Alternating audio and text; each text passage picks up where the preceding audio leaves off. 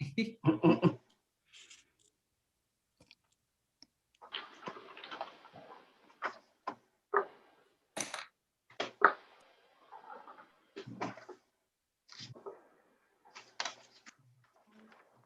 so you are live.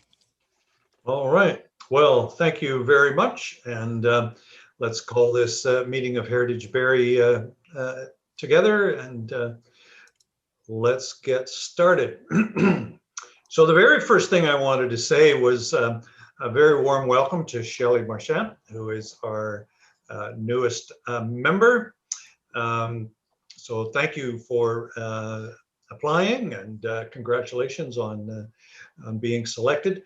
And I thought maybe what we'd do is we would just go around the screen a minute and just have everybody just introduce themselves in a sentence or two, and then ask Shelly to introduce herself in a very short sentence, and then we'll get to work on our agenda. So I'm just going to go how my screen looks, and the first person is Craig. You're on mute, Craig. Yeah, nice. Hi, my name's Craig Rose, and I am a history teacher, and I guess I'm the vice chair, and yeah, welcome. And we've been working really hard, and we will continue to do that. So thanks, welcome. All right, and Councillor Harris. And Craig's also known as Mr. Heritage. He's being humble, by the way. That's how we refer to him. Okay. Nice to meet you, Shelly. So I'm Jim Harris, and I'm a councillor for Ward 8. And welcome to the committee. You're my councillor. Oh, be careful. Oh. No pressure. No pressure. No, you and I have some history, because I really appreciated it, because you got my street paved. I'll take all the credit I can get. No, There you go. I deserve it. You should. You definitely should. All right, Deborah. Hi, I'm Deb Exel, longtime, forever resident of Barrie, and in my spare time, I'm with the Barrie Historical Archive. So welcome, Shelly. Glad to have you on the team. And Kathy is next. Hi, Shelly. Welcome. I'm also in Ward 8, living in the Allendale neighborhood. Co-chair of the Allendale Neighborhood Association as well. Longtime compassionate person for all things heritage. And Kaylee. Well, it's finally nice to put a face to the name, that's for sure. I'm Kaylee, and I'm a professional archaeologist, so I have a bit of background with sort of older heritage in a way, I guess, and work a lot with a lot of the acts that we do here. So it's, yeah, it brings a bit of a different perspective. Okay. And Sarah? Hello, I'm also a professional archaeologist. So we do everything in Ontario. So we're very familiar with the Heritage Act and things, how that works. So, welcome. Yeah. Thank you. David? Yes, thank you very much. Welcome, Shelly.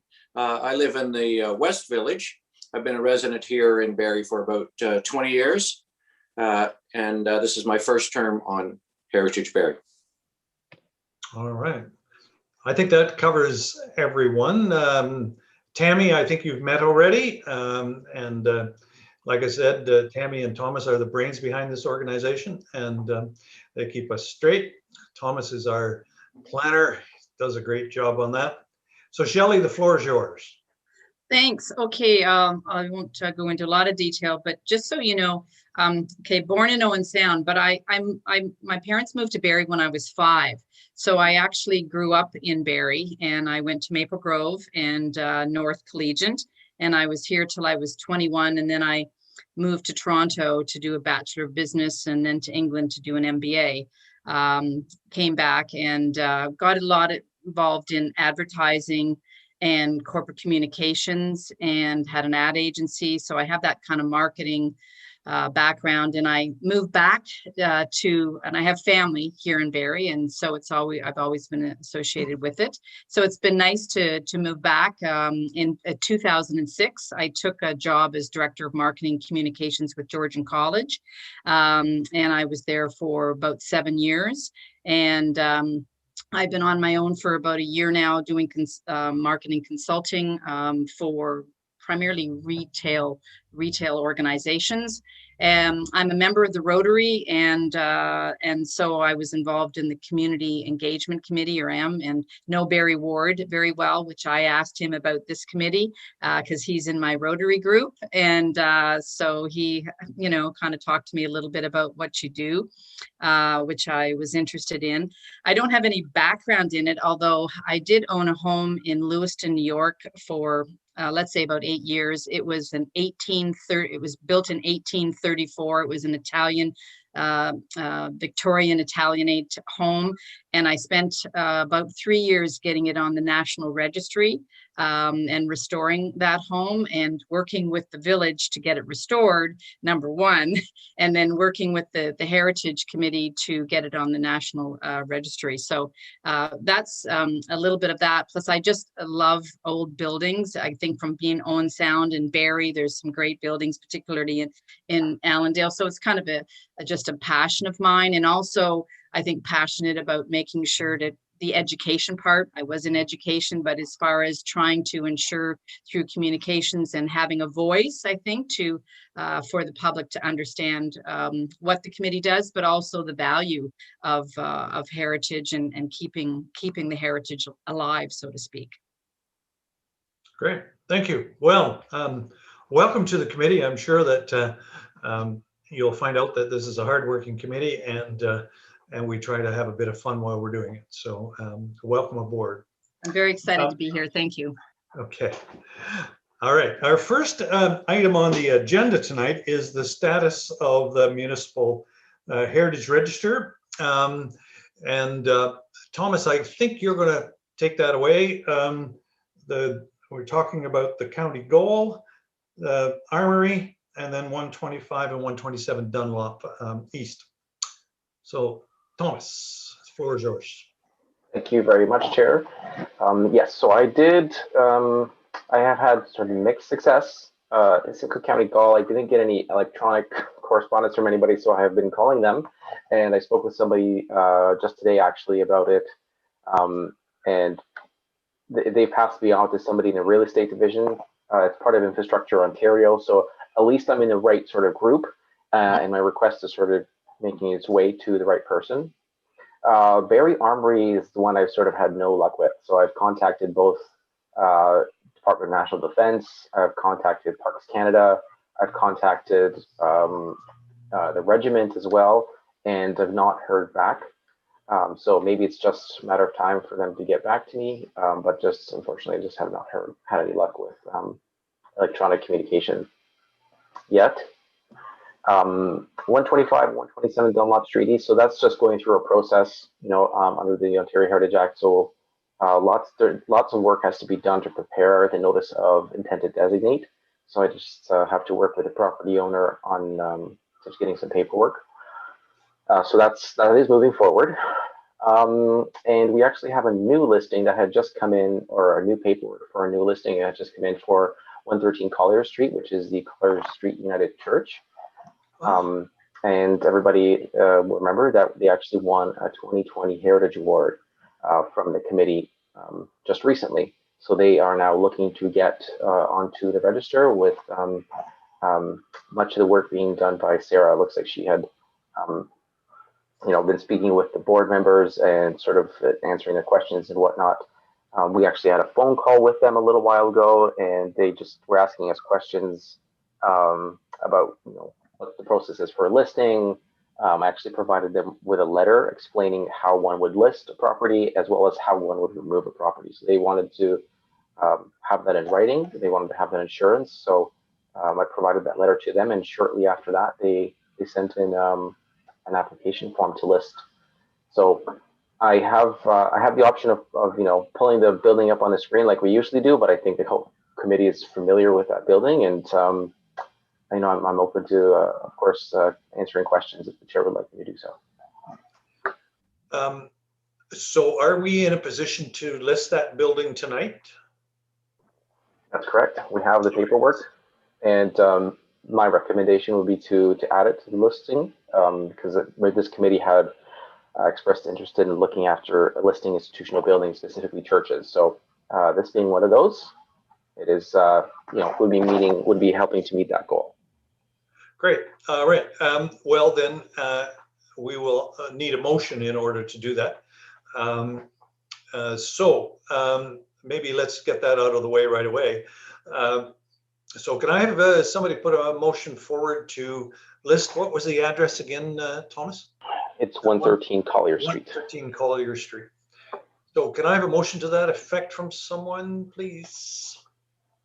I don't know how to do it, but what That's is fine. something I need to say? Do it. You just did it, Sarah, so perfect. Yay. I second it.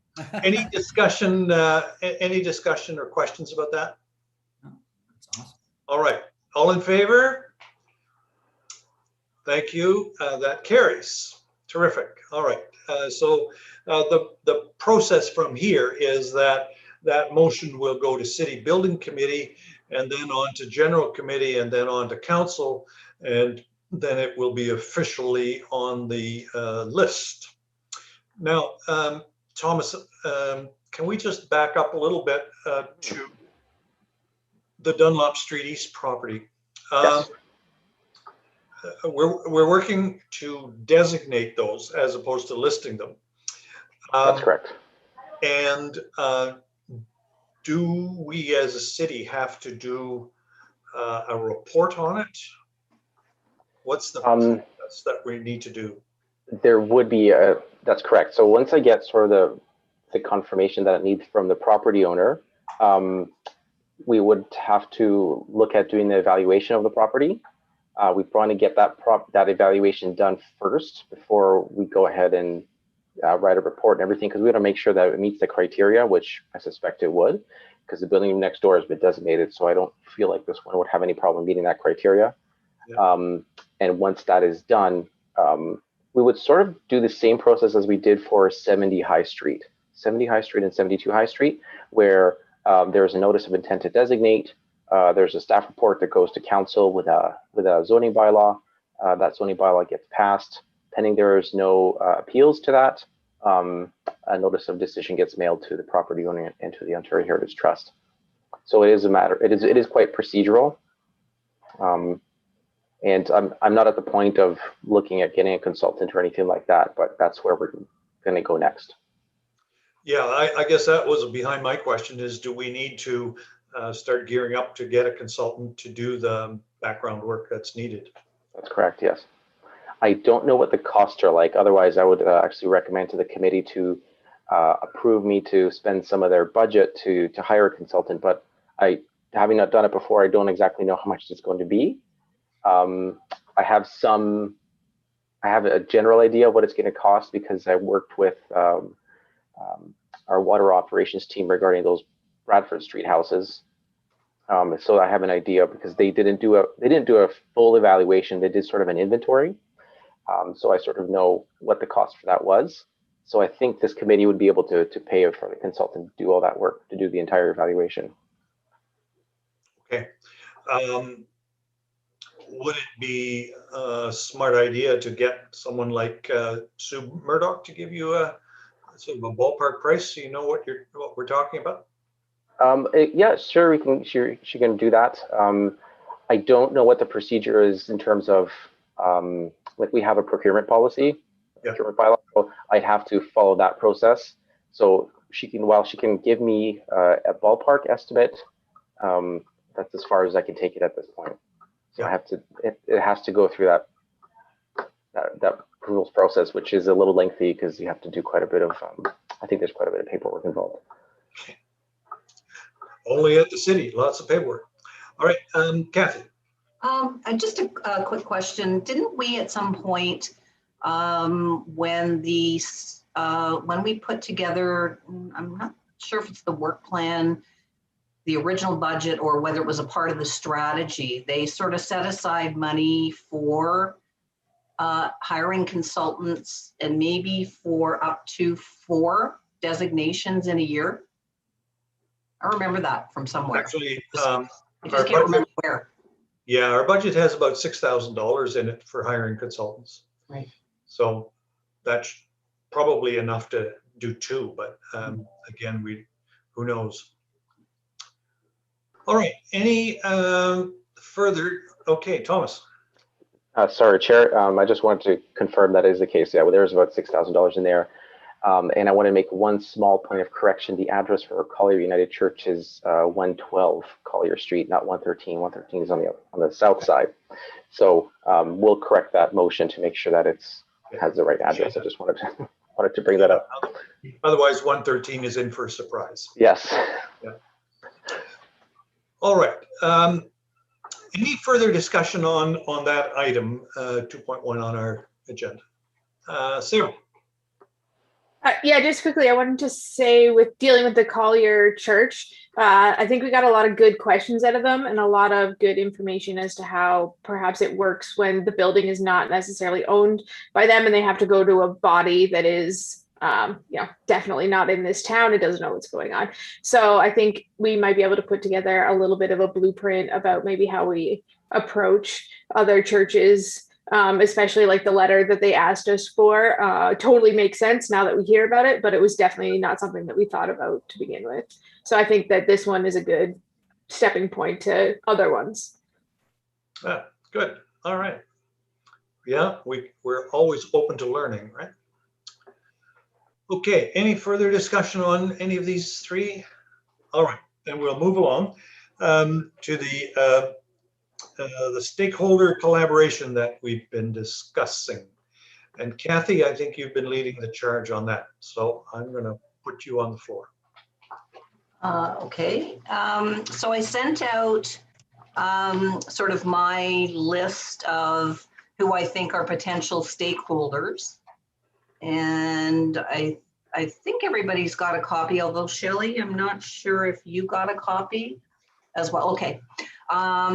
And these are just people generally that, for the most part, we have been dealing with in the past in various ways. So I don't think there's any real new ones. Craig did suggest maybe also adding the Barrie Legion, because we communicate with the Barrie Legion and Steve Glover, the branch historian, quite often. And I'm just wondering if I put Barrie today's on here, so that's good. And I just wonder if what people thought of this particular list. Is there any, should we be removing, adding? Is there anybody else you can think of? And what do we do? I was wondering about the town crier, but. Yeah, we could have, certainly. We could have the town crier. Okay, any questions, comments for Kathy on this part? Okay, so where would we go from here? Do you want to? So I was going to ask. So Yes, so when are we thinking of hosting this? And I guess my question for everybody is kind of how do we want to organize this? Because I think this is a great idea, and what we want to do is a good job so that it's really effective. That's all I was going to say. I think you just voiced the question that was in everyone's mind. Shelly. Sorry, I was just, maybe a little bit of background as far as what this list is for. All right. Kathy, why don't you answer that question? Okay. Sorry. So previously, over the years, the Heritage Committee has held stakeholder meetings once a year, annually, to bring in other organizations or groups that they think, could help them maybe meet some of their goals and objectives. And also how to, help us educate the broader public out there, come up with some suggestions and ideas. And actually, it sort of ties into, on the list, on the stakeholders list, I had put the BIA. And we have in the past, the BIA has actually invited us. Last year, they invited us, unfortunately, because of the pandemic. They were doing, during Open Air Dunlop, they were setting up their tent in Meridian Square and having community groups come in for a couple of hours on a Saturday. Or if we wanted to do our very own tent, we could do that. They've reached out again this year. So I just got that email and forwarded that on today. So they're inviting us if we're able and are interested. Thank you. So I think, you know, to pull all these people together just to see how we can, in a broader perspective, you know, help raise awareness. And some of these groups will be able to actually help us, i.e. Tourism Barrie knows where to go for funding, can help us with funding, can, you know, do a number of different things. Doors Open, you know, we could help, BIA can help us with Doors Open, the public art and historic murals at Stephanie Schlichter and Creative Community, I forget what their group is called, within the city. But there's, you know, we just want to pull everybody all together and have a good discussion about how we can, you know, work on some of our things. So I'm Thank not you. sure if that. Yes, thank you. Yeah. Yeah, and I guess one of the things that we do have to figure out is when are we going to do it, and what are we going to actually do when we do it. So let's have a bit of a discussion around that, and perhaps we can come to a conclusion or give some direction on that. Any thoughts on when and how? Jim. Thank you, Mr. Chair. Yeah, it's a great idea, I think, and we need to be very purposeful. We're sitting here in May, and I guess we're really close to the middle of May, and I'm wondering, is it too soon to do a June meeting, and does July and August get us in the dicey time? I guess that's the question. So I didn't offer much on timing, so I apologize right there and stop there. But I will say, I think really, as far as how we do it, you know, if we end up saying, well, we can try to get it done before summer, or we make it a plan for the fall, September. But really, you know, what we do, I think, you know, really having a good presentation about the value of heritage and how they can help us with advancing heritage efforts in the city of Barrie, you know, could be our theme. But I think that's, you know, I think that could be the what. The when, I guess I'll leave that to the greater minds here. But, you know, I think it could be a challenge getting something going for June is my worry. And then I think July and August are maybe unfavorable times for most. All right. There, greater minds. Kaylee. I was just wondering, it seems like there's a lot of groups and a lot that we maybe want to cover. So I was wondering if it might be a bit better to do multiple meetings, or even see if you can schedule some outside of our usual committee. And like, you could always send out emails or whatever contact for a specific topic or a couple topics, and then go over those, rather than having everybody come for a really long meeting and then everybody's tired and not focused because they don't necessarily want to be involved in a project, but they have to listen to everything because they're just coming up and splitting it up a bit. Okay, fair point. Anybody else? Shelly. Thank you.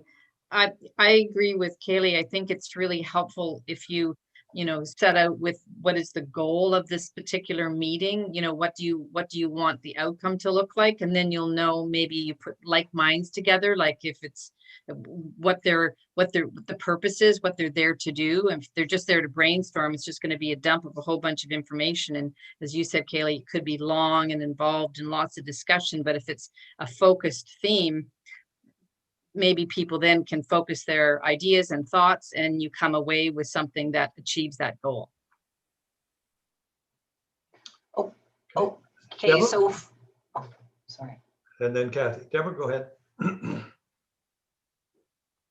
Sorry, me first? Yep. Yeah, I mean, if there's something specific heritage related from the plan that needs to be cascaded to these groups that they can help us drive, That's one thing, but having, you know, a very targeted sort of agenda. So, and in the past we've had breakout groups. So if you've had 4 topics that would be of general interest to, you know, the groups, then people would go away and work in their 4 groups for half an hour and then come back and, you know, present. And I know we could do that with Zoom, but I love everything on Kathy's list. There's a lot of good stuff here. It's just a matter of, you know, what do we select so that, you know, the folks know what they're coming to work on, and we can walk away with something useful at the end of it. Because everybody's going to come to it with their own stuff and what that they want to work on. So if we can keep it focused, then we'll have a better outcome. Sure, I agree. All right, Kathy, and then Sarah. So what I'm wondering about is I did put a stakeholder meeting agenda together, and I think everybody got a copy of it. So, you know, what does the agenda look like? And the agenda items were pulled from the work plan. A majority of them, I went back to the work plan and pulled some of those out of the work plan. So maybe, and I actually forgot the one that Tourism Barrie talked about, which was the on the spot project, which was using the QR codes on device to see what used to be there. So that's, you know, that's, I've forgotten to put that on the list, but that is and should be on the list. And then, so, you know, the goals and objectives really are to assist us in promoting, educating, and conserving our built form cultural and natural heritage through partnerships. So is that too broad? All right, any discussion? Sarah, yeah. Yeah, I was sort of thinking with this that perhaps if we're inviting people in that we want them to help us, that if we start with a couple things that might be mutually beneficial, it might get people more on board. So there is quite a number of things on the list that we could discuss, but maybe for, you know, like others have been saying, for the first one, we say, okay, here's the first 3 things that we're really focused on, and it's going to benefit tourism or it's going to benefit the BIA, and let's work together on, you know, a couple specific things. Like you just said about the spot, that sounds really good. Sounds like tourism would be interested. So maybe that is something that we lead with, so that it's less of a everybody gets together and we chat for a bit, and more of a, okay, we've come with a specific objective, we have a project we want to do, and here's how it's good for, you know, everybody on the list, not just heritage. Like, we'd like it to be really good for us, but yeah, usually if we're going to get other people's help, it's got to be good for them as well. Right. And so for that one in particular, it would, I mean, almost everybody on this list would benefit. That's on the stakeholder list would benefit from on the spot. If you look down through, you know, over time, you know, the Downtown BIA would for sure, Barrie Historical Archive, Allendale Neighborhood Association, like, you know, because we could do on the spot locations in Allendale, on the spot locations in Queen's Park, in the Grove, not just in the downtown business core. Okay. So, I think it's going to be difficult for us as a group to plan a meeting. I'm very taken by Shelly's comment, is that whatever meeting we have, we need to have a really defined focus so that we can really make some headway. And it may well be that the focus is, you know, how do we all work together?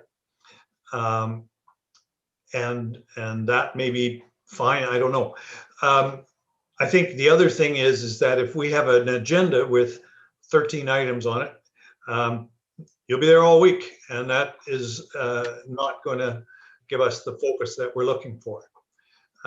So I have Thomas, then Jim, and then David. So Thomas, go ahead. Thank you, Chair. I was gonna, first, I just want to thank Kathy for putting this together. It's a good list. I definitely think it's a great starting point for us.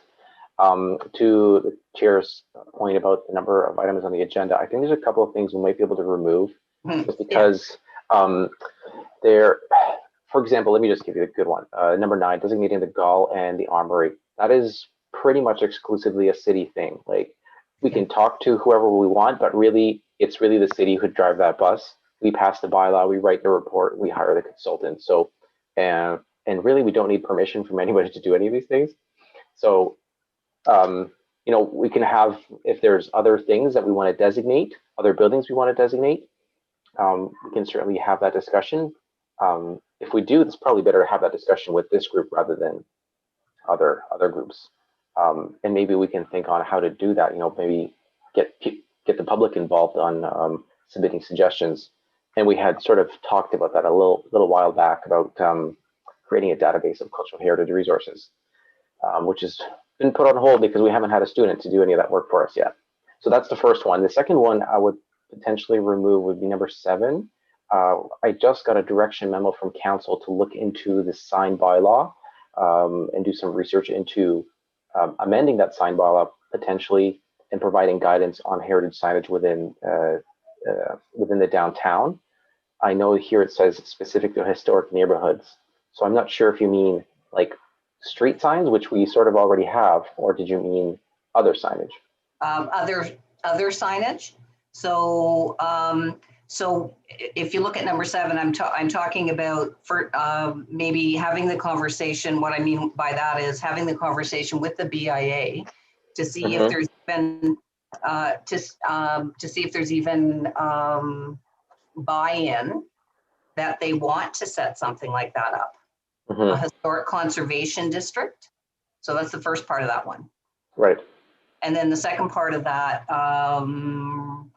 was really not the street signage so much, although we do have to put a few around, is more related to, we've talked about, and I've talked about out on the highway where there is signage by the MTO and or city that says, you know, historic downtown Barrie district this way, exit, whatever. Okay. That kind of signage. And then also coming in off of Yonge Street to Burton Avenue, you know, welcome to Allendale.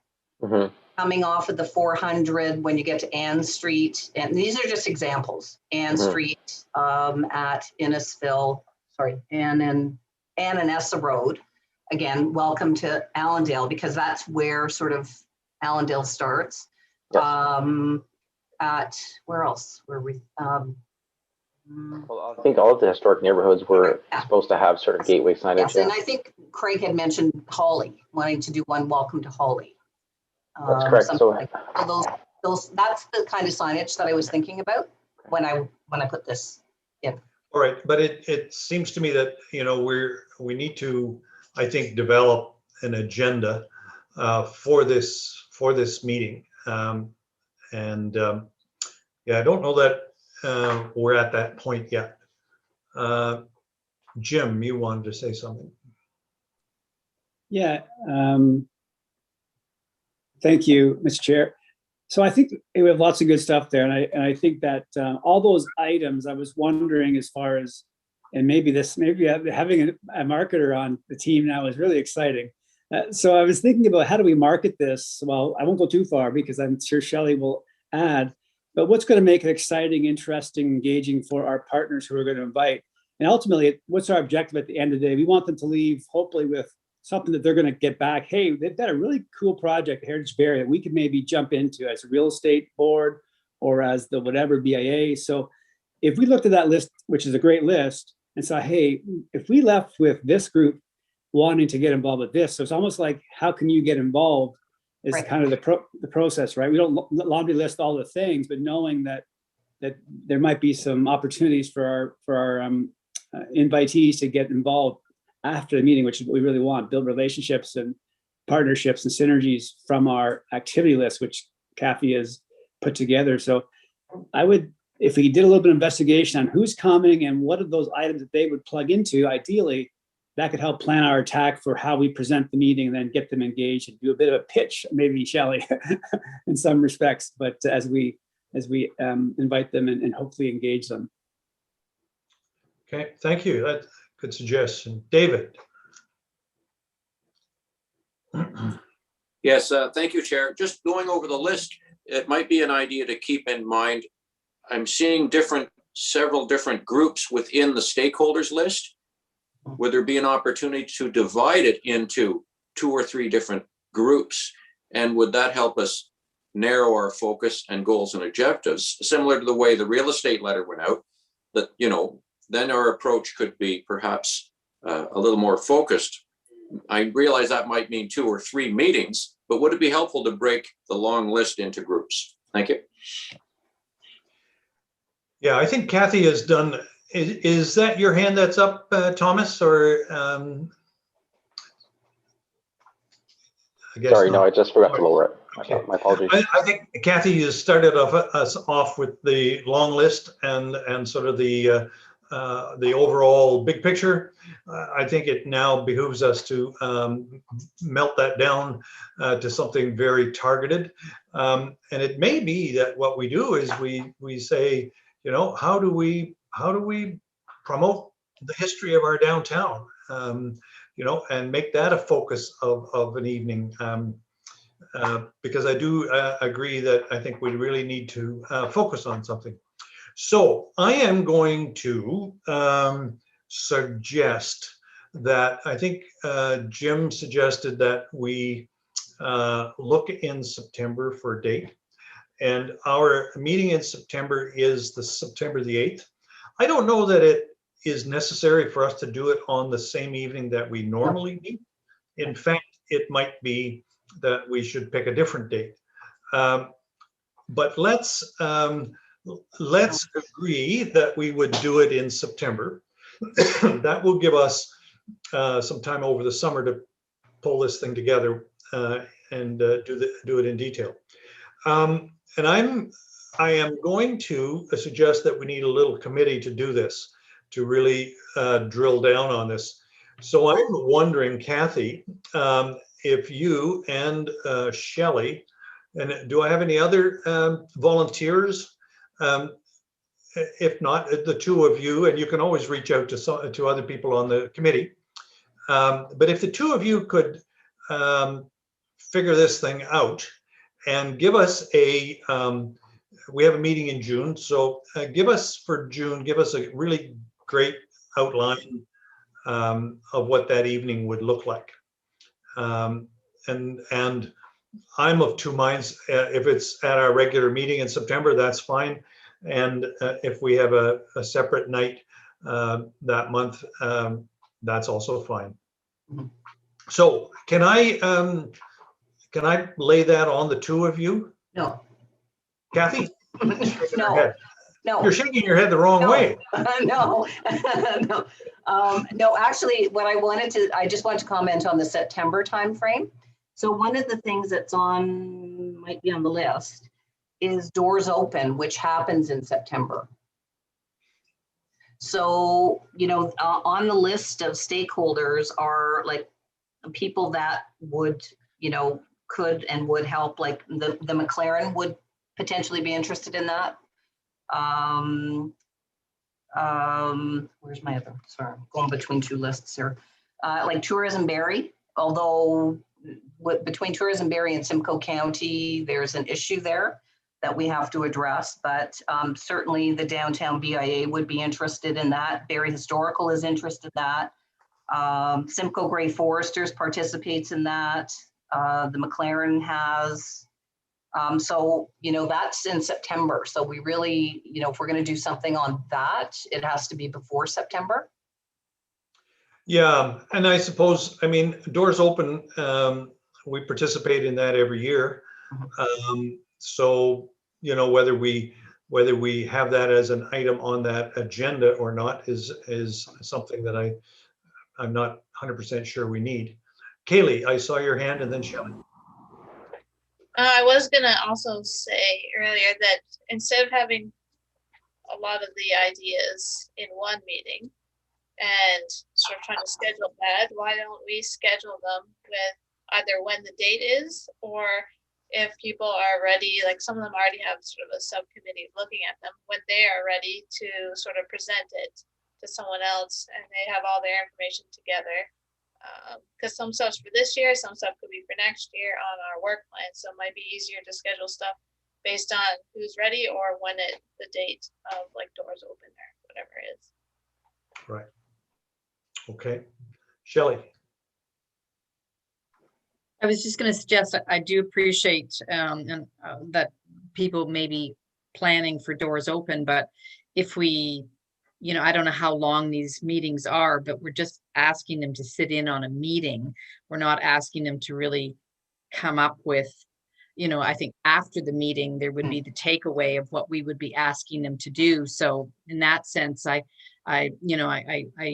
appreciate that people are busy, but maybe if they could at least attend a meeting, even if they're getting ready for a doors open. Right. Sure. Yeah. All right. So we have Kathy and Shelly, and I was wondering, Craig, would you sort of serve as chair for that little subcommittee, and then? Yeah, I can. I was going to ask. And then- I'll help with that subcommittee for sure. Okay. Yeah. All right. That's great. Okay. Any further discussion on that item? I did, and I just forgot. I just had a question and it just left me. That comes with gray hair, I'm afraid. Yeah. All right, the next item on the agenda is heritage plaques for listed buildings. Thomas. Thank you, Chair. So I think that where we left this off last was we were putting together a list to send basically a request to all the property owners who are listed if they would be interested in receiving a plaque. That list is being put together. We haven't sent that letter out yet, but that is the next step. And I think that's it, Chair. I don't have another update for the committee at this time. Okay. Are all the people that wanted on the designated list, have they all got their plaques, the ones that wanted them? No, they haven't got them yet, but the plaques have been, I think they've all been made, and it's just a matter of them being able to go out and install them.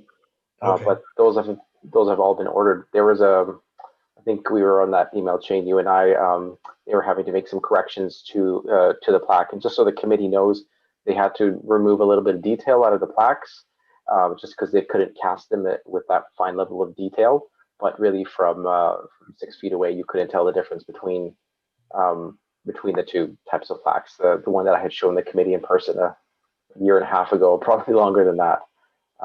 So those are looking to be set up for installation soon. Craig. Yeah, I was just going to say, when they're being put on the building, it'd be good if we contacted the local press, and they could do a little story, with the owner of the building, and sort of, we're doing this, and we're also going to be doing other plaques for other I just think that that's a good story right now, and I'm sure they'd be willing to interview Thomas, as they always do, about how what we're doing. So that's a good idea. We just have to check with the property owners if they want to be featured, but we can certainly let them know what we're doing. And once they're installed, they can always take pictures from the street if they want. Yeah. Yes. Great suggestion. I'd be interested. Yeah. Yeah. Shelly. Just a quick question. Thanks, Chair. Who pays for these plaques? The city does. Okay.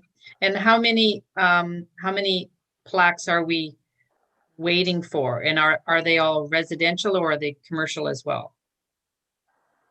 Thomas? That's a great question. I don't actually know the separation or the split between commercial. I think there's probably 2 or 3, maybe 4 commercial buildings. The rest of them are all pretty much residential. All right. And on the listed ones, you're going to send out the letters in the near future, I take it? Yes.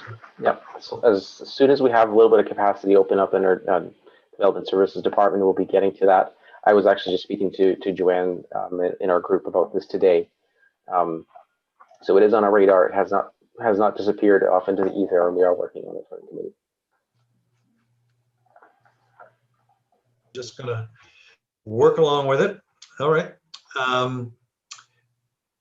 All right. The next item is the historic neighborhood street signs.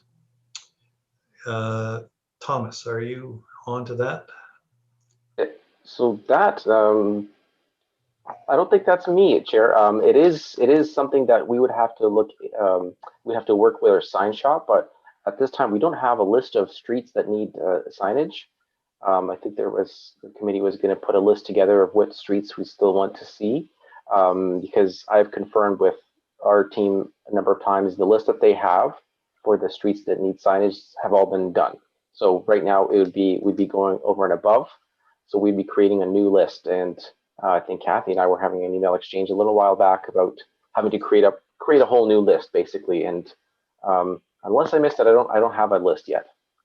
No, actually I sent you, what I did send you was the list from the HNS group. That was the updated list that they had, which I think showed, it showed streets that had it, streets that were missing it. So I think that is in that spreadsheet that came from Bill Scott of the HNS. Kathy, could you send that again to Thomas? It might have just got lost in the ether. Craig. I was just going to say, if you send the list, if you need somebody or some people to go through and just basically say, here are some streets that need them. I mean, we could divvy it up, maybe a few of us, just even walking around and see where they're missing. And I already know some places in Allendale that I know need them. Right. And those are on the list? Yeah. Those are on the list? We could just check them off, and everyone, Dave and I walked around and we did some stuff before, and we could just break up the city and just say, all right, we need them here, here, here. And then for next meeting, we'll say, these are the 20 signs we need done. And I believe we have the money to be able to do that in our budget. So, and the sooner it's done, the better, I think. Right. So. Yep. Yeah, I think, I mean, the whole East End, I don't think has signs at all. Kempenfeld Village does, but the others don't. David. Yes, thank you. I was going through that list recently, and I'm happy to be involved, as Craig has offered. If we need to rebuild that list and go and find obvious intersections, for instance, that don't have one but should, I'm happy to be involved in some footwork there to get that list narrowed down. Okay, great. Kathy, can you send that list to Thomas? Mm-hmm. And also to Craig and to David? Well, maybe send it to everybody in the committee, and then let's take an area, each person, and just between now and then our next meeting, let's develop a list. And if it has duplications, well, that's fine. I mean, Thomas can sort that out. But let's take a look at everywhere where we need signage yet. I know that in Allendale and in the Grove there are still some streets missing. So, all right, Kathy, can you do that? Just send it out to everybody, and, or send it to Tammy, and Tammy can send it out. I mean, I have the distribution list, which includes Tammy now. Okay. So I can send it out to everyone. Perfect. That'd be great. All right. Thomas, now development applications under review. I see your hand, Thomas. Thank you, Chair. I was just going to suggest that, as you suggested or indicated, that we should maybe get that list finalized for the next meeting. We'll accept that list at that meeting, and then I'll go to our sign shop and get a quote. And depending on the quote, We may have to make some cuts and defer some of them to next year because the signs are fairly expensive. Just wanted to vocalize that. Yeah, I think that's the right process. So that's our homework for this week is street signs. All right, development applications under review, Thomas. I have lots of applications coming in, and this is sort of an echo of the last thing I said at the committee, or last time we were discussing this matter, is there's been lots of pre-consultations. There's been lots of files where I've requested studies and work to be done. Very few of those have actually come into actual development applications. One that I had particular concerns with in a historic neighborhood had actually not come forward as a development application. So bit of a relief there, but other than that, there's been nothing major moving forward. The only one that the committee's been involved with was 79 Collier Street, and I think they haven't sent any new material yet. All right. Anything on 19 Dundonald? Yes, there has been. I mean, that application had, I believe, just its neighborhood meeting. Yeah. And through that process, there's been some studies requested, some work requested on behalf of the applicant. So I'm not sure, the ball's in their court at this point. So there's been no notice of public meeting or anything like that. There's been no notice of complete application even. So we're quite a ways on that one. Yeah. A ways from it, I'm sorry. Any questions for Thomas on any of the applications, Kathy? So we've had just recently in Allendale, we've got 3 properties that people have come and asked questions about. And, you know, there's some confusion about how things are getting done that we sort of look at and go, wow, how does a whole second house get built in the backyard of an existing house? And, you know, I think part of the problem is we don't know where to look. Like, we don't always know where to look. I look on the website often to see under, especially Ward 8, for instance, where new development applications are coming or neighborhood meetings. But some of this stuff is going through Committee of Adjustment, which I don't always have a handle on the Committee of Adjustment stuff. So I'm just wondering, and I think, Thomas, I think I sent you a note, I'm not sure, on 22 and 26 Granville. Yes, I could take that, Chair. Right, so I did get your email, Kathy. I did get circulated on all development applications, and now including C of A. I was not being circulated on C of A, on all C of A applications, sorry, Committee of Adjustment applications automatically. They were being sent to me when the planner or the secretary or treasurer thought there may be concern, she would send things to me. The Granville one I was aware of ahead of time. There was a development application Committee of Adjustment application around Wellesley area that I was involved in. So I do get involved in these applications. The timing of the committee doesn't always let me bring them to this committee, for review. For example, I think you asked me how come 22, or wasn't the address right. 22? Yes. I think it's 26. 26 did not make it to the committee. It's just, you know, the way the policies are written in the official plan, there isn't heritage property that would have been affected by what's going on there. But there was, like, 22 is a listed property. Mm-hmm. So that's where my question came in, because 22 is a listed property. Okay. And 26 is 2 doors over. That's correct. So the way it's written, Kathy, is that the property, if it's adjacent, so if they were next door, we would do an evaluation. So basically, it'd be up to staff to review it to make sure that there's no negative impact on the heritage attributes of that building or of that resource. Right. So we do look at things also from when things come in, we also look at them from a streetscape perspective as well, from an urban design perspective, specifically in Allendale, because we have those guidelines. Right, except that and Councillor Harris has also gotten emails from neighbors. So for the Granville one, for instance, there was, I believe, it was 7 to 9 of the people in the neighborhood, in the immediate neighborhood, went to that committee of adjustment meeting, and I guess also wrote letters of submission talking about their concerns, that this is not a minor, this wasn't a minor height. It went from 4 meters to 7 meters, which is on a street like Granville, where the houses are only 1 or 1.5 stories. That makes a pretty big difference. And also the fact that they were putting in, I guess the description is detached accessory dwelling unit. So a detached accessory dwelling unit is what? It's a garage? It's a garage? Our zoning bylaw permits, and the province insists that it permit, an accessory building, an accessory suite.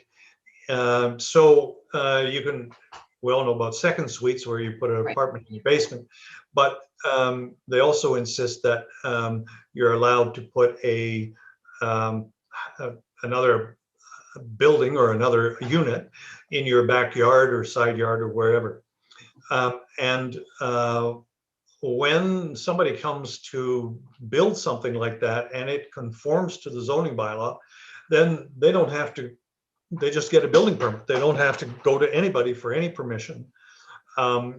So we are actually at the moment having our planning staff have a look at that to see what other rules or how the rules ought to be changed if they should be changed.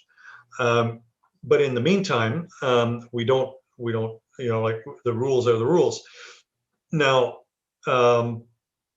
if something goes to the committee of adjustment, I mean, it depends on our meeting schedule, but Thomas could go to the committee and say, oh, I think this has got a heritage implication.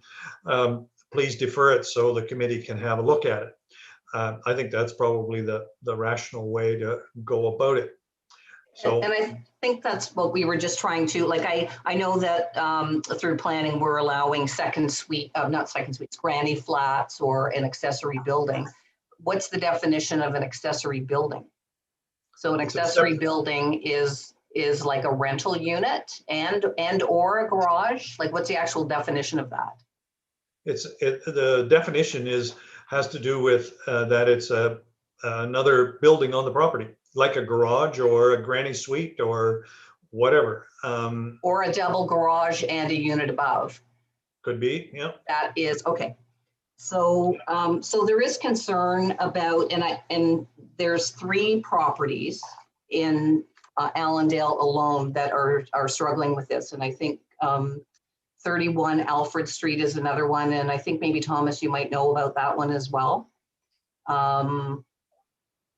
That's been ongoing for a few years. And it's really changing the complexion and the character of the neighborhood by allowing these things to be built as big as they are.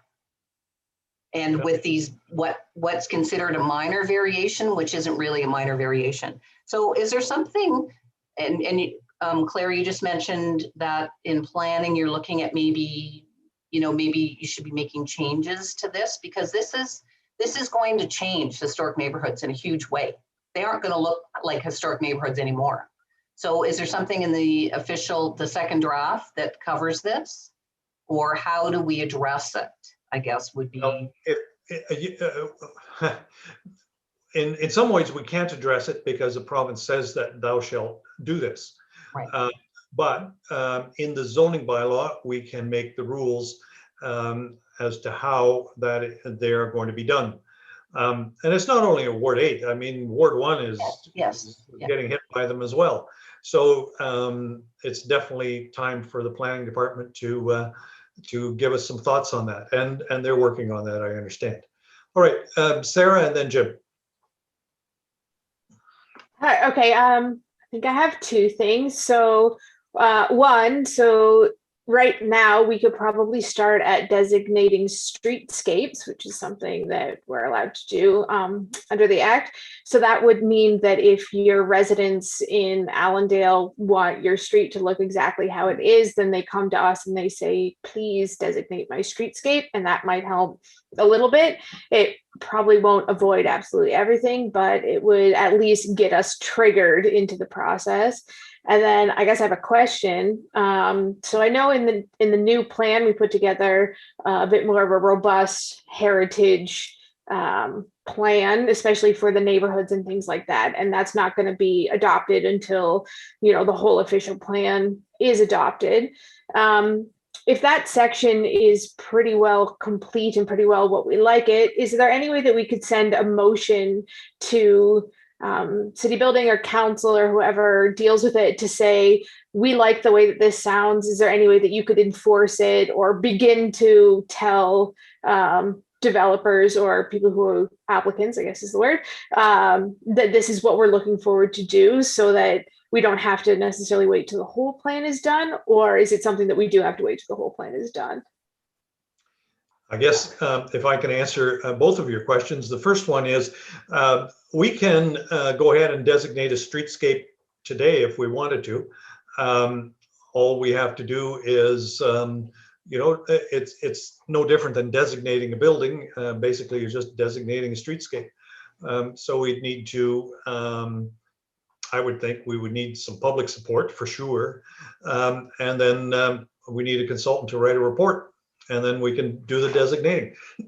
So if people in Allendale feel very concerned about their street, maybe they should approach us to do that. And if we feel very concerned about a particular street, maybe we should do that. Your second question about the official plan is we can send all kinds of motions to city building and on up to council saying we really like this or we don't like this or we like you to implement it. But when it comes right down to it, in terms of the new official plan, it doesn't become an official plan until it's adopted by council. And so, well, technically, when it's approved by the province and then retroactively, it's the city's official plan. So I think what tends to happen though is that planning departments will start to say, once the official plan is well along its way, planning departments will start to say, you know, this is what the existing official plan says about this, and this is what the new official plan says about this.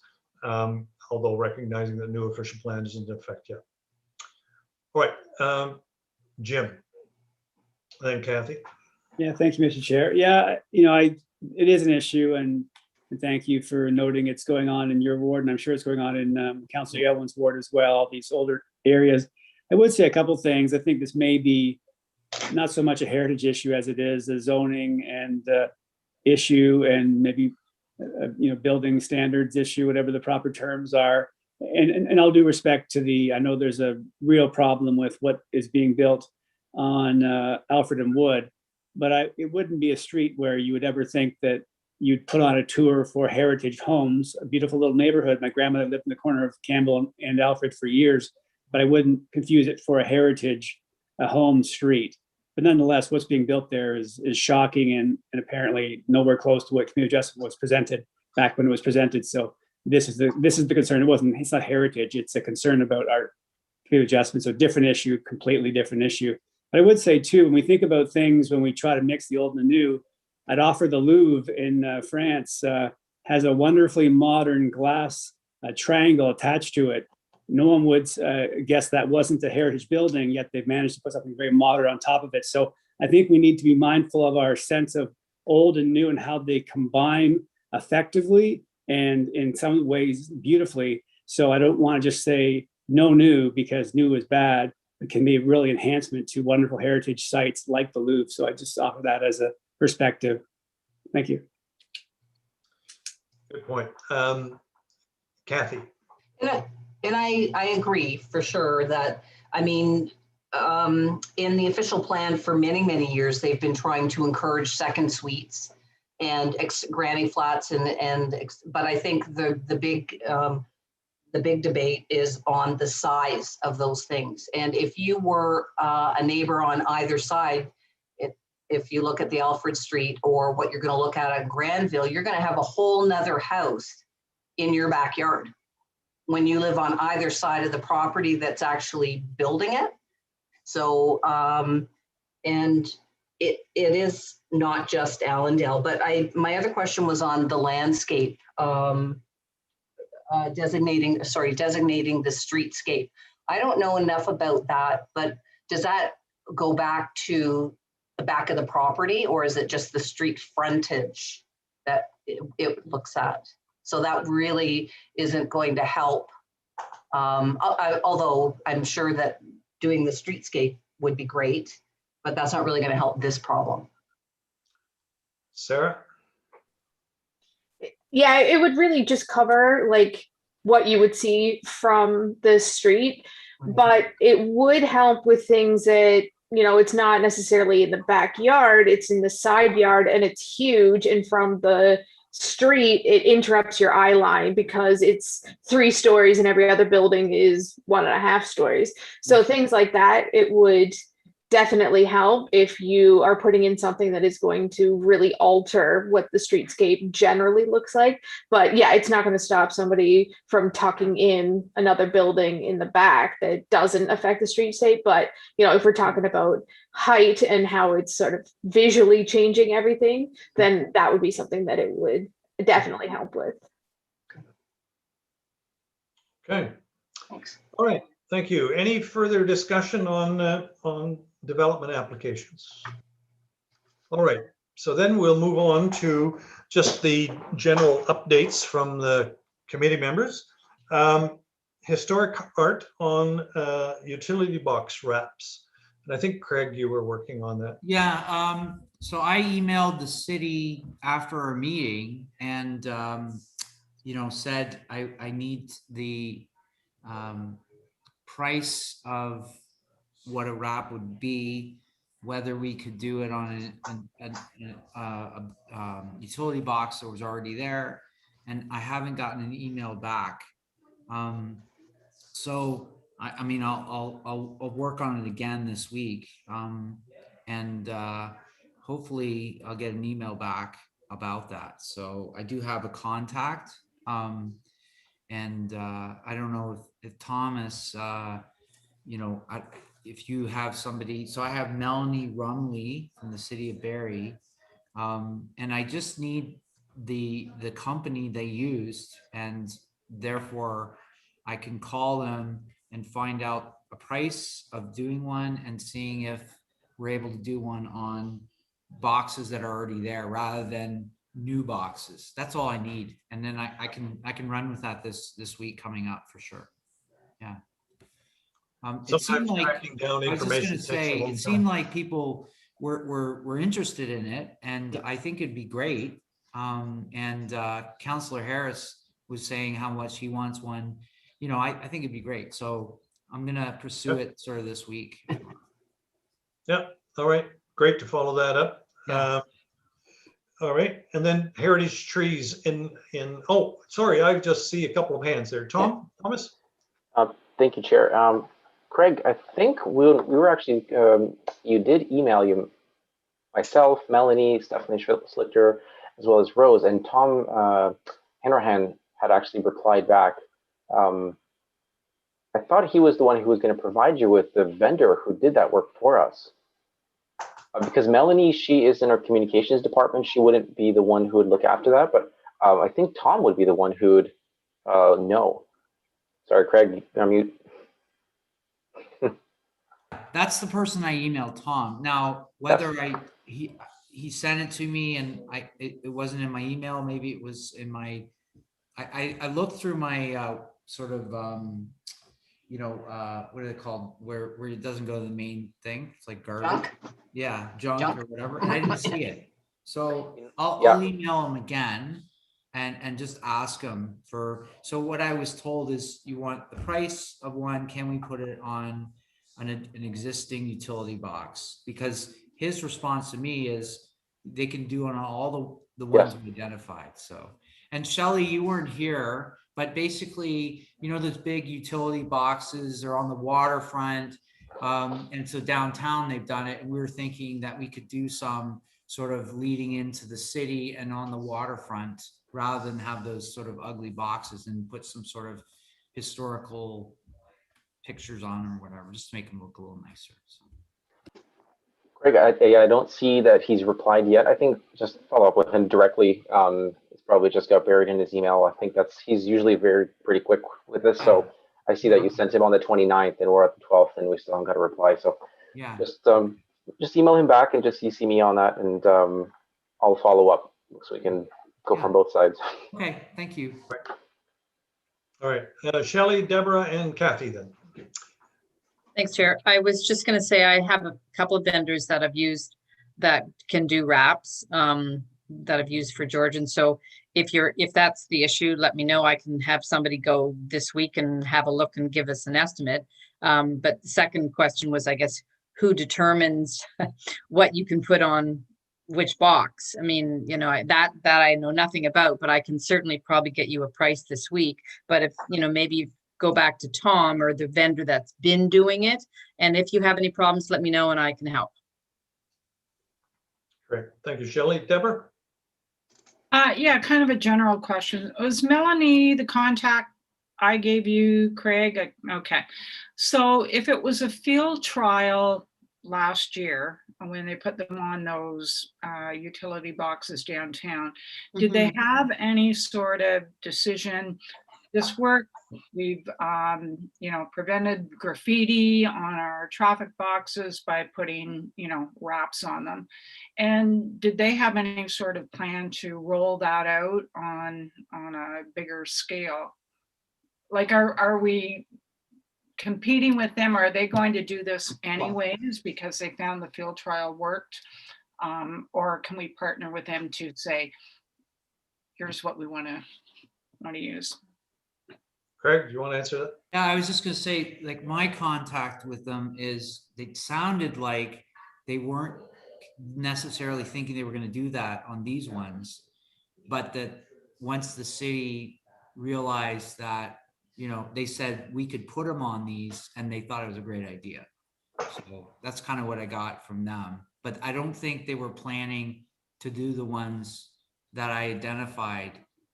Didn't sound like they were, but they thought they could do it. If I guess we've got to find the finances or whatever for it. So. Yeah, I didn't hear anything beyond, you know, we've got this graffiti abatement project. Can we have some images? We're going to put them on these boxes. Seems to be working. Public loves them. So you know, why not expand on that concept? They're great. Yeah, and I think I think that, you know, they probably don't have a budget to do it, but everybody would like to do it. And then, you know, somebody will find some money somewhere along, do a couple more, and we'll get this ball rolling. I lost. Oh, Kathy. Yeah, and then Jim.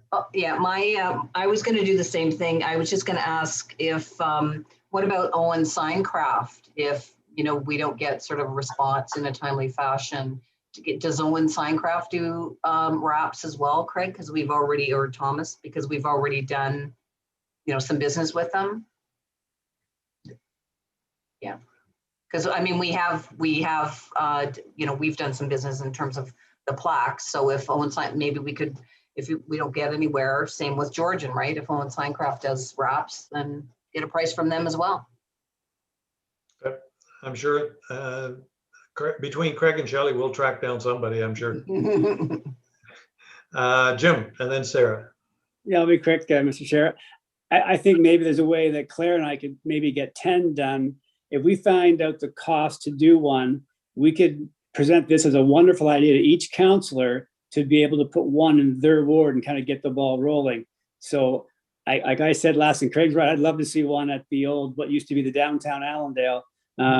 So I'd be happy, but love to get that cost so we can then maybe challenge and encourage more. So encourage our other counselors to say, hey, this is great, put one in your ward and get it rolling. I think it's a win-win. So to your point, Deb, about stops the vandalism and spray painting, adds a real point of interest and celebration of heritage or history of that area. So yeah, let's get the cost and let's get them going is what I say. Thank you. You're on. You're on. You've thrown down the gauntlet. All right, Sarah. Yeah, I think mine is in a similar vein to that. Like if we're looking at these stakeholder groups, like maybe someone at the BIA would like to partner with us because it's going to be great for less graffiti downtown. Or like if there's one outside of a building that our groups use, something like that, that maybe this is one of the projects for our stakeholders as well, that we could, start partnering with them and get it moved along. Yep. Great. All right. Anything else on those signs? All right. Craig, you wanted to talk about trees, I think. Planting trees in Heritage. So about the trees at Heritage Barrie, the 347 for all the soldiers that died in Barrie, Innisfil, Vespera. And so obviously my goal was to see how much the trees cost. And the next step is really to figure out, what groups I can kind of sort of connect with to do that. So the city was very supportive of it. They said they'll have 200 along Lakeshore, and then another 137 sort of in the park besides Heritage Park, sort of sporadically. But I think with COVID, and I was talking with Kaylee about this, it's just really hard to sort of connect with who should I go to next. So the city thinks it's great, but there's a cost. And then of course, I don't know when they're going to plant the trees, because usually they plant in the fall. But I mean, that would be something, we could maybe connect with some service clubs or the Legion or whatever, and sort of plant. So I'm sort of just figuring out, I guess my next thing is the city likes the idea. So who do we connect with that can help us get this done? So. Okay. Shelly. And then Kaylee, and then Sarah. Thanks, sir. The Kempenfelt Rotary Group has been trying to do a tree planting, I know, for about 2 years with either the Nottawasaw Conservation Authority and actually the city of Barrie. And so we had one planned this year for the city of Barrie, but because of COVID, they canceled it. So all that to say, the Kempenfelt Rotary Group, I know for sure, would volunteer to do the planting. And once you have the cost, and then I would say, I could, or we could approach the other Rotary groups, true, and through Rotary or Rotaract, they would have quite a lot of people to plant. So I wouldn't think that planting would be difficult to get volunteers to do that. So I guess it's just a matter of the cost of whether or not it's the whole 347 or, trees and what the timeline is for that. But once you have the cost, certainly we can have an off discussion about that and bring forward a motion to the various Rotary clubs, including mine, for even some of the cost, perhaps. I don't know. So just a suggestion. Living Green might also get on your radar, Craig. Kaylee. Yeah, I sort of mentioned to Craig before, and I don't know if there's a specific timeline for it or not, but I wondered if we could make this a larger event.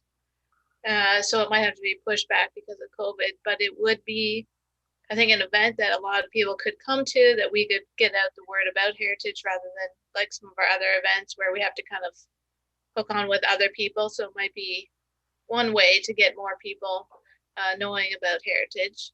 I wondered if the base would be interested, because a lot of the soldiers from here were trained there. So they had a big part in the military past of a lot of the veterans. And I don't know if it'd be possible or not possible, but it would be interesting if you could see if any of the soldiers had family around or anything, invite them and maybe see if they'd be interested in planting a tree on behalf of their loved one that had passed. That's a nice Just been idea. a bit more military because that's also what it's for. Right. Yeah, some good suggestions there. Sarah. Muted. Yeah, I think that like involving the Legion and the base would be really good. Just for cadets, I know that we often have a air cadet faction. I'm not really sure that is in Barrie, so that might be a good thing that they could get out and do. If you need help with this, I know people that are on the base. I'm associated with the base, so if I could be of any help in that area or just generally with the project, will help out. Great. Pretty soon, Craig will have way too many trees planted. All right. Next item was the public art on the Allendale GO Station and the Transit Hub. Any update on that at all? I know Jim was sort of doing something on it, but Thomas, did you have something to say there? I could, yes, unless Councillor Harris wants to speak first. Sure. But I think that's a perfect way to say I'd be happy to pass the ball to Thomas on this one. Well, and without credit, I know, and I wanted to recognize Thomas, and you're right in the introduction to Shelly. Thomas has been awesome, and the committee's lucky to have him. But this project, when we met with Mclaren and some of the other partners, and credit also to Kathy for kind of moving this forward, because it's something that's been on the Allendale Neighborhood Association agenda for a while, and so it's kind of grown. But I know there's a few elements involving Barrie public art, so I know, but in driving this forward, I know Thomas has taken a lead from his perspective, so I just want to thank Thomas and I hand the ball to Thomas. Thank you. You're very welcome, Councillor.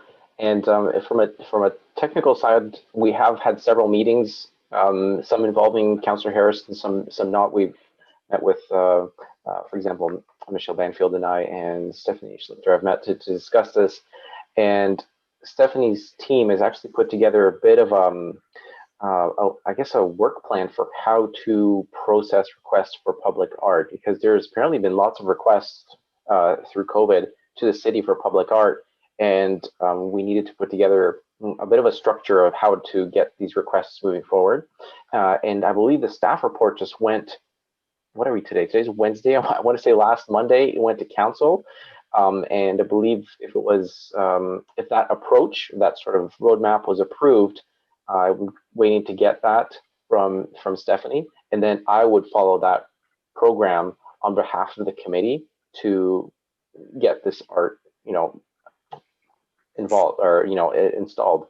And one of the key things we need to do is a scoping exercise, which involves me actually going there, measuring the walls and figuring out how much space there is, and getting some cost estimates for art from the Public Art Committee. So there's just a bit of background research that needs to be done. The critical path item is really just waiting for that sort of approach or guideline or process for public art to be finalized, and we're just waiting on that. And then once I have it, we'll get it moving along. okay, that sounds like it's well in hand and on its way. Shelly. I was just curious, quickly, do we have a piece of public art that we're wanting to get installed at the GO and the Transit Hub, or? No, we don't have art like something that was donated to us. We want to hang it. Rather, we are going to look for an artist to either make something for us so we can install it, or actually install it right on the wall, like right in situ. It'll be painted on the concrete. Okay. So it's, it depending on the scale of the thing. I haven't been in that train station in over a year, so I can't remember exactly, but I think there's quite a bit of canvas space there. So Yeah. it might be a multi-stage process where we look at, just doing the main corridor first, and then over the next couple of years or so, we expand down the other tunnels.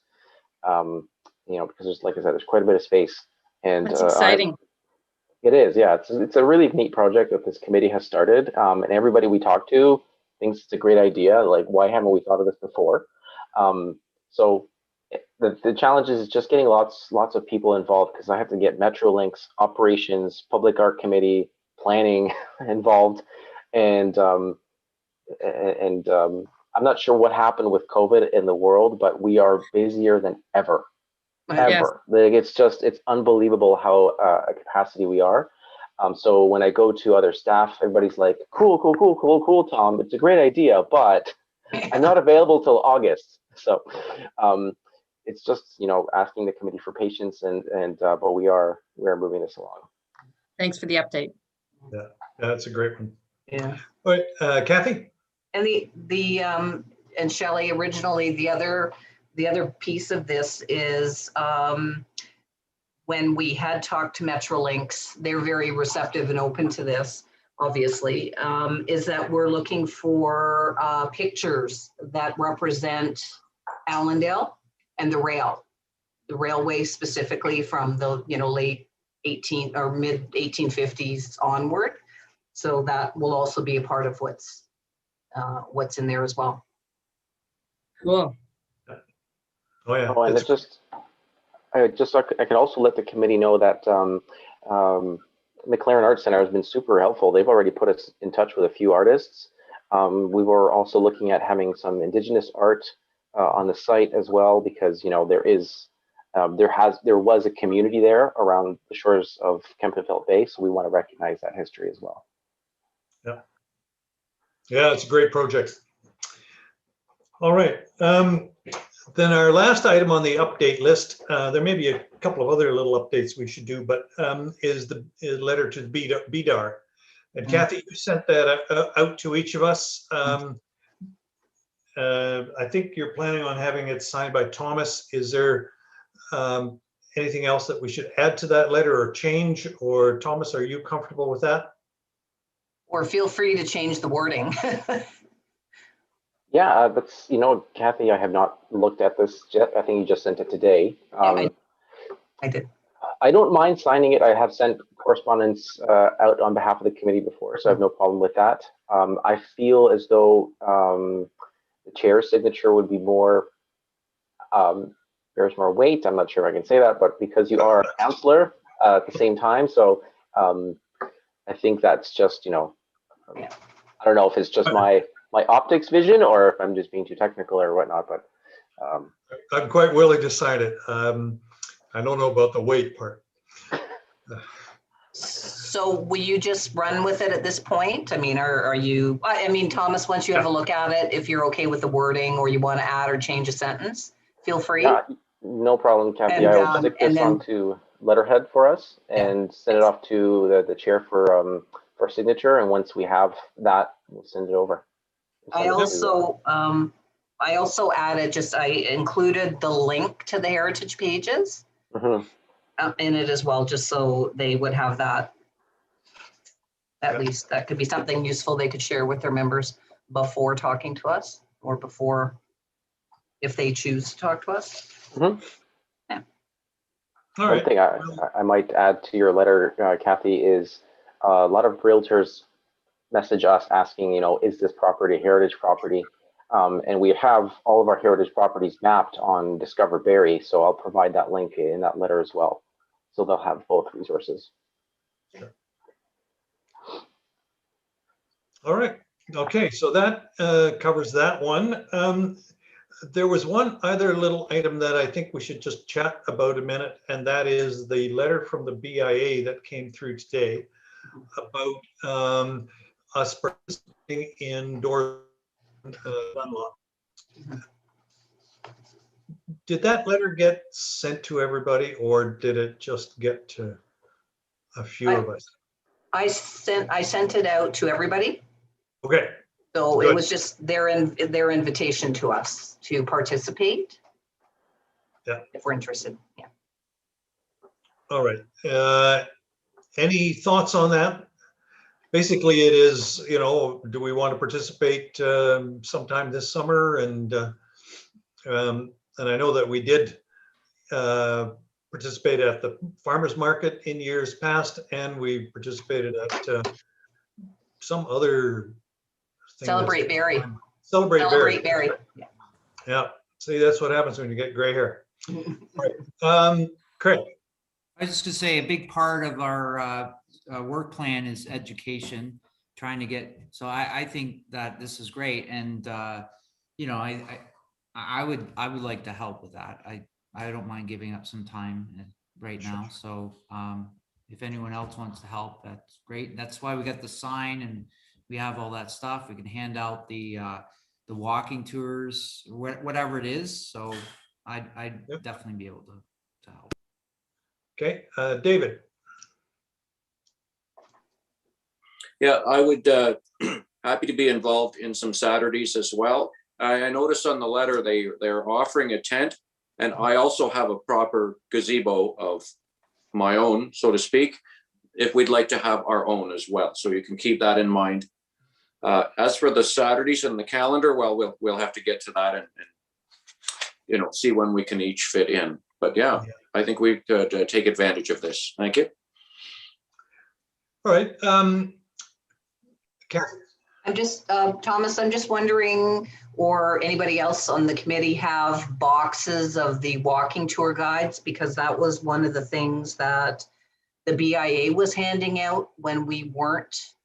So do we need to get another box out of the basement from somewhere in the next while, or a couple of boxes, Thomas? Yes, Kathy, I actually have plans to go into the office to put a box together for the DIA specifically because they had asked for one. I just haven't been able to go in the office yet. And if I have the permission to go into the office, I'll be doing that on Friday. And I'm going to set a box for them, but we have a number of boxes still of those walking tours. I think maybe next year we'll need to look at purchasing more because I think we only have a few hundred left. And it sounds like a lot, but really one of those boxes will go in a weekend. Like BIA will give them out. So we go through them very quickly. Yeah. Craig. I was just going to say, you know, we'll plan when the time is, but one of the things with COVID is Thomas can't be in the office a lot. So what we need is maybe a time when he's there and we can grab the sign and we can grab the box. And then, you know, I'll keep it at my house. And then if I'm not doing it, I'll just drop it off or something, just so with COVID, he can't go in, but it would be nice to have the stuff, you know, to put as a display. Craig, and David has volunteered to help you. Could you kind of connect with Kelly McKenna at the BIA and tell her of our interest in doing this and kind of work out some details? I mean, a lot of it's going to depend on, you know, the lockdown and the weather and all those other kinds of things. But if you get the dialogue going with Kelly, then I think we'll certainly. I'm sure there's people of this committee that from time to time would be quite happy to also come set up for Saturday and hang out for a few hours. Yeah, you'll do that? That's great. Thanks, Craig and David. Perfect. All right. Kathy. Okay, so Thomas, can you, if you're getting one box out for the BIA, can you pull out our stuff at the same time? Yep. And get us a box as well? I certainly can. I just don't know how you would go in to get it. I don't know if there's nobody there to open the office, and as far as I know, City Hall is closed. Okay. Once it comes out of lockdown? Yeah, for sure. I can set it up so you can just whenever pick you're it up. there, if it's somewhere in your office that your Joanne will know when we can go, she knows where it is. Yeah, so I'm not there at all. The only times I'm there is when I go in and I have to pick times when nobody else is there. Right. So what I'll do is I can set it up like we've done before, where I'll just leave it on the side table there. And if Joanne is in again, because she was in once a week, you can go in on a specific day and they'll let you in so you can pick that up. But as of right now, yeah, we'll have to play it by ear, like the chair said. Depends on which way the wind blows. Yeah. Yeah. Sounds like maybe we're another hoping 2 week, maybe another 2 week extension or something coming. I hope not. Well, yes. Tammy, did you want to say something? I was going to say that I'm in the office part of the time, so if necessary, you can leave it with me, Thomas, if necessary. I'm just suggesting that. And also we'll add this item on the agenda for the next meeting because it's not really on the agenda. Yeah. The door's open. So. Yeah. Jim. I could pick it up too if it was available. If Tammy had it, I could go pick it up if that would help. If Kathy and Craig want it now, I could do that as well. Just let me know. All right. So it looks like you've got lots of support there, Craig and David. So we'll take it from there. All right, ladies and gentlemen, that brings us to the end of our agenda. Oh, Kathy. I just wanted to mention to Thomas, I was going to send you an email on this, but I'll just mention it. I did speak to Erin McNair from 58 William Street. Provided her a copy of the walking guide and the hard copy of applying to list your house. So at some point you may see an email coming in from Erin McNair for 58 William. Great. We'll take all those emails we can get. All right. Well, ladies and gentlemen, that brings us to the end of our agenda. So we are adjourned. Our next meeting is on June the 9th, which happens to be my birthday.